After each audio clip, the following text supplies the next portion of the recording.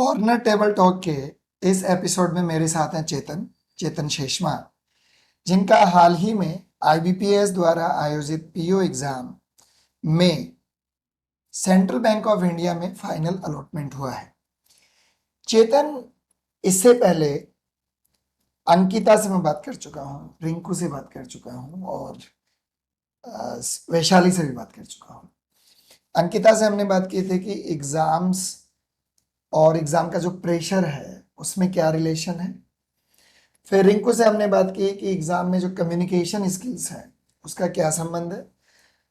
और वैशाली से जब हमने बात की थी तो ये था कि इतना पेशेंस और सब्र कैसे रख पाते हैं।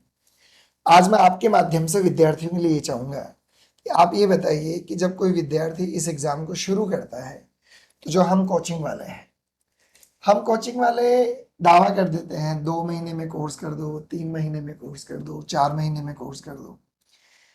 आपने सिविल इंजीनियरिंग के बाद, चूंकि आपका बैकग्राउंड मैथमेटिकल बैकग्राउंड रहा है, इसलिए ये सवाल मैं आपसे, एक मैथ्स वाला विद्यार्थी इस बैंक एग्जाम के सिलेबस को देखता है तो किस तरह का कॉरिलेशन फाइंड आउट करता है।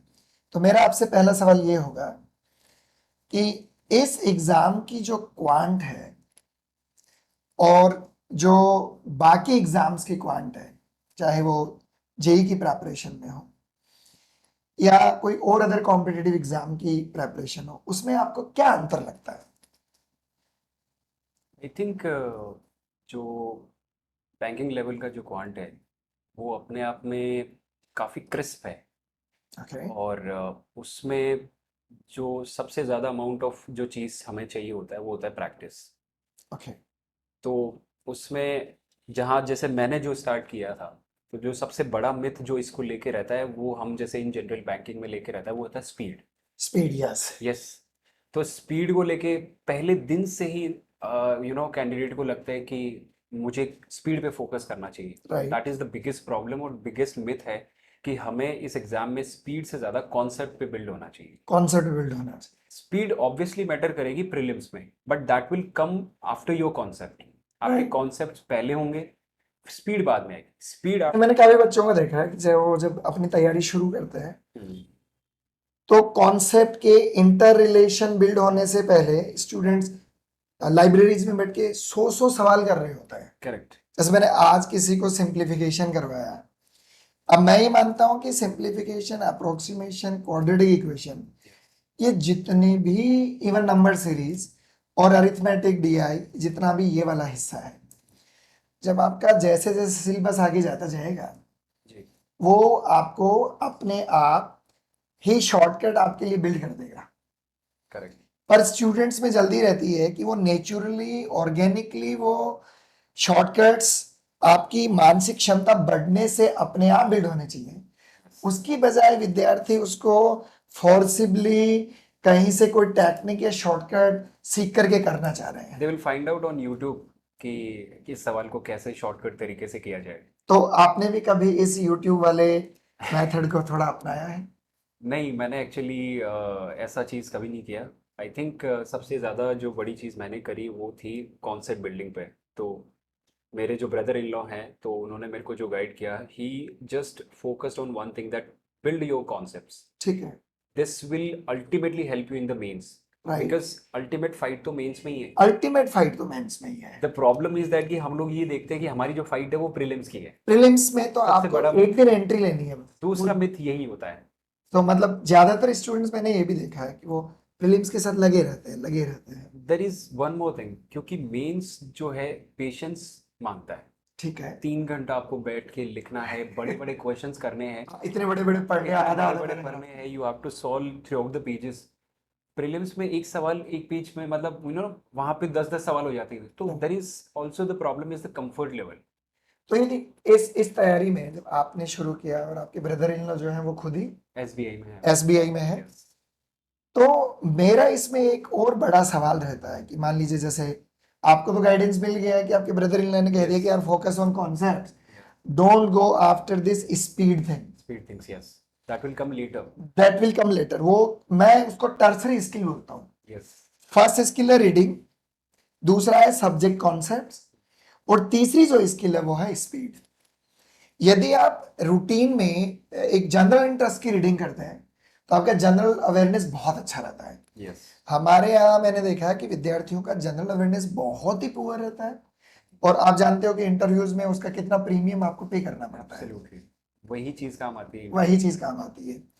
दूसरा, मैंने आपको जो इंटरेक्शंस के दौरान जैसा मैंने आपको पाया, तो मैंने आपको बहुत ही कंफर्टेबल और कंट्रोल पाया हमेशा, कि आप जब भी इंटरव्यू में प्रेजेंटेशन के साथ जाते हैं या कोई पेपर भी आप सोल्व कर रहे होते हैं या ग्रुप में जब बात भी कर रहे होते हैं, तो आपका जो खास बात होती है वो ये है कि आप बहुत ही शांति के साथ आगे बढ़ते हैं। तो ये शांति कैसे बिल्ड की आपने? आई थिंक ये चीज़ों को लेके एक सबसे बड़ा जो डाउट रहता है कि मेरा पेपर खराब हुआ ओके। है ना? स्ट्रेस में हम वहीं आ जाते हैं।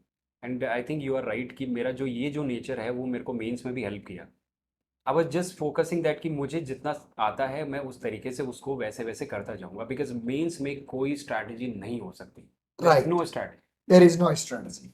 जो स्ट्रैटेजी लेके जाते हैं वो या तो फिर मतलब कुछ गड़बड़ी होता है। So every time like mains आप देते हैं तो आपको खुद को नहीं पता होता कि मेरा मेंस पेपर कैसा हुआ है। राइट। इसलिए वहाँ पे स्ट्रैटेजी वर्क करना ही नहीं, आपके पास जो ऑप्शन में जो आपको सही लग रहा है आप वो कीजिए। तो वो पेशेंस लेवल कहीं ना कहीं शायद मुझे लगता है कि नहीं, पर हमारे YouTube पर तो इतने वीडियोस आते हैं, 5 दिन में ये कर लीजिए, इस बार मेंस पार। यस, वो सबसे बड़ा मिथ है। वो 5 दिन में अगर मेंस हो जाता तो फिर बात ही क्या है। तो जो स्किल लेवल है मेंस के लिए, एक स्टूडेंट को शुरुआती, मान लीजिए कि आज कोई विद्यार्थी शुरू करता है और अब हमारे पास मेंस के 6 महीने हैं, हम्म, मतलब नवंबर और दिसंबर में हमारे मेंस होने हैं IBPS के। तो आज एक स्टूडेंट को क्या करना चाहिए, मतलब? मुझे लगता है कि अभी अगर कोई स्टूडेंट अभी भी अगर स्टार्ट कर रहा है, बिकॉज अगर आरआरबीज को अगर वो टारगेट बहुत ही अर्ली हो जाएगा। हाँ, अगर बाद में एसबीआई के क्लर्क के एग्जाम मतलब आप ये कहना चाह रहे हैं कि RRBs को टारगेट ना करें? बहुत आज यदि कोई शुरू हाँ करता है, यस, आज के हिसाब से आज यदि कोई शुरू करता है तो RRBs को it will be target. Too difficult, that's the reality. Okay. तो मुझे लगता है कि फिर उस हिसाब से अगर देखा जाए तो मेंस के हिसाब से ऑफ कोर्स आप डेली मेंस नहीं कर सकते because that's too right. Exhausting. But आप जो उससे ये आइडिया जरूर पड़ जाएगा कि मेरा जो डिफिकल्टी लेवल अगर मैं बढ़ाता जा रहा हूँ तो मुझे कहाँ डिस्कम्फर्ट हो रहा है। ठीक है। तो उससे ये होगा कि आपका जो चैप्टर आपका वीक होगा you will go again, check your concepts, और उसके बाद फिर आप उसको जो क्वेश्चन है उसको फिर से रीअटेम्प्ट करिए।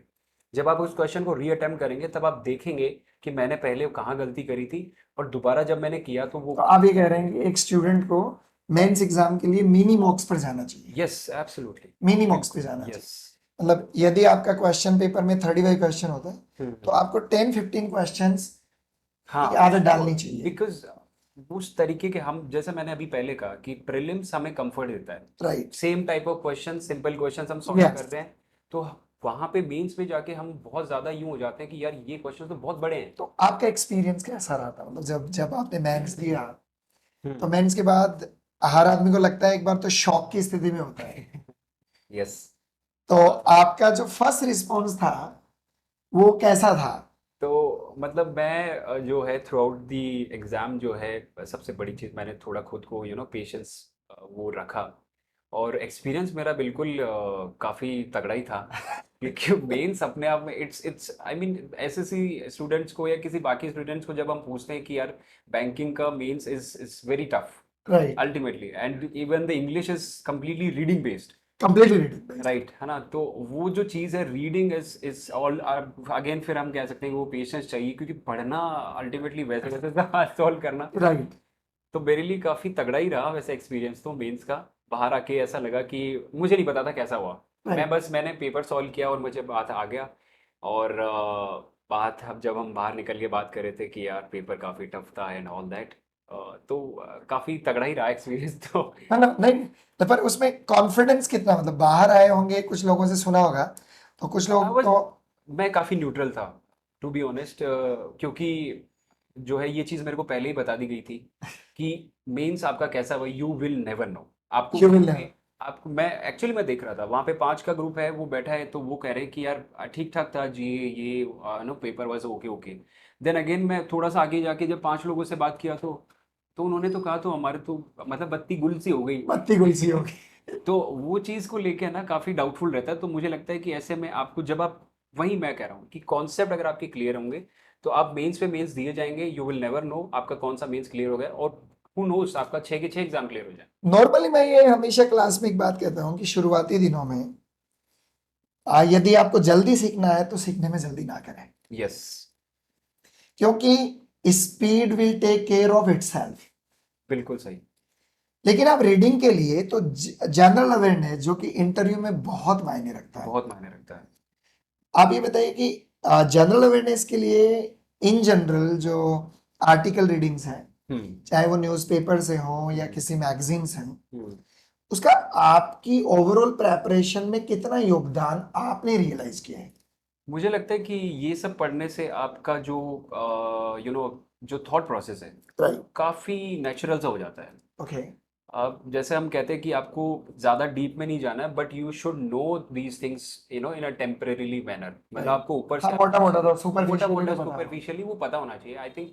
और वो लोग भी यही डिमांड करते हैं, आपको ज़्यादा डीप में ले जाके वो। हाँ, ये रिट्रोस्पेक्ट में देखते हो अपनी तैयारी को तो लगता है कि यार हाँ, उनकी डिमांड तो सामान्य से थी। बिल्कुल। तो मेरे ख्याल से मैं जहाँ तक फील कर पा रहा हूँ, मैं इंडियन एक्सप्रेस डेली पढ़ता था, तो उससे दोनों चीज़ों में हेल्प होती है, इंग्लिश में भी आपकी हेल्प होती है, राइट। एंड जो है आप फाइनेंशियली भी अवेयर रहते हो, और चीज़ों को किस तरीके से एक्चुअली प्रेजेंट करना होता है, तो राइट। वो इंटरव्यू में मुझे हेल्प किया। तो क्योंकि एग्जैक्टली। हम जब चीज़ें, जब हम वहाँ पे, क्योंकि कुछ एकदम ब्लैंक हो जाते हो कई बार आप, तो ऐसा कोई रैंडम सा सवाल आ गया तो एटलीस्ट आपको कुछ हो सकता है कि कहीं से आपने पढ़ा होगा, तो वो चीज़ पता चल जाए। जैसे मैं हमेशा बोलता हूँ कि किसी को यदि देखना हो कि बोलते कैसे अच्छा है, तो यस। अक्सर मैं आपका रेफरेंस देता हूँ कि यार चेतन से सीखो, प्रेजेंटेशन देते वक्त शांत कैसे रहते हैं, कंट्रोल की स्थिति में कैसे रहते हैं। तो ये वाली स्किल है, हम्म ये आपने ओवर द पीरियड किन किन बातों को ध्यान में, मतलब अब आप दाता से हैं, हम्म गांव से हैं, हम्म। और आपकी वॉइस में रीजनल इम्प्रिंट भी नहीं है, यस। आप बिल्कुल भी ऐसा नहीं लगते कि कहीं हमारे किसी ढाणी के विद्यार्थी हो। ये मुझे काफी सुनने को मिलता हाँ, है। तो आप ये बताओ कि आपने ये न्यूट्रलिटी जो है एक्सेंट में और अपनी लैंग्वेज को लेकर आपने कैसे काम किया? प्रैक्टिस। मतलब क्या किया, मतलब क्या क्या क्या क्या ये क्या ये क्या जो, आप इस बात को आपने कंसियसली भी तो किया होगा थोड़ा बहुत शुरुआती दिनों में। हाँ, ये काफी जल्दी रियलाइज हो गया था जब मैं इंजीनियरिंग कर रहा था, तो वहाँ पे एक ऐसा क्लब था, टोस्ट मास्टर्स क्लब करके, यस, टोस्ट मास्टर। है ना। तो वो क्लब, मैं वहाँ पे गया, और मुझे, because I was good at writing, but right. जो वोकल जो है उसमें एक अलग स्किल चाहिए होती है। अलग स्किल चाहिए। तो जब वहाँ पे मैं अपने कुछ सीनियर्स को उसी क्लब के देखता था जब बोलते हुए, तो दे वर वेरी फ्लुएंट, और ultimately when we go for the placements तो यही चीज़ सबसे ज़्यादा काम आती है। राइट। तो वहाँ पे जो है बोलना सीख, पहले सुना, सबसे इम्पोर्टेंट है पहले सुनना, राइट। उससे चीज़ें बिल्ड होती हैं। उसके बाद धीरे धीरे बोला, and I was fortunate enough कि मैंने एसएसबीज भी दिए हैं, तो उस चीज़ को लेके मुझे बहुत ज़्यादा इम्पैक्ट आया। एसएसबीज 45 to 50 मिनट्स के होते हैं, right. And they are one to one talk, and one to one very बहुत एग्जॉस्टिंग होता है बहुत वो। बहुत मेरा भी ऐसा एक्सपीरियंस। ऐसा पूरी। ऑटोमेटिकली आता है। आपका कोई लास्ट मैसेज विद्यार्थियों के लिए? मेरा मैसेज यही रहेगा कि पेशेंसफुल रहें, और अपनी जो सबसे इम्पोर्टेंट जो मैं समझता हूँ कि अपनी जो आप अगर ऑफिसर को टारगेट कर रहे हैं, पीओस को, उसी को करना भी चाहिए, उसी को करना भी क्योंकि चाहिए। क्लरिकल से इजी है PO बनना। एग्जैक्टली मैं तो खुद ही मानता हूँ। तो मुझे लगता है कि आप अपनी जो पर्सनालिटी है उसको इस हिसाब से बिल्डअप करें, और जो है चीज़ों पे फोकस करते रहें। Sincerity and honesty will definitely lead you to the success, that's it.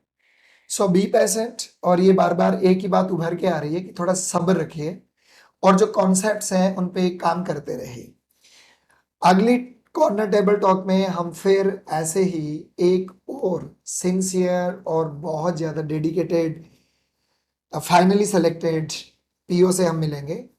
और Chetan, I think it was really insightful for the aspirants, and I expect whenever we need you, you be there to help and lead the students to their goal. Absolutely. Thank you for being with us. Thank you.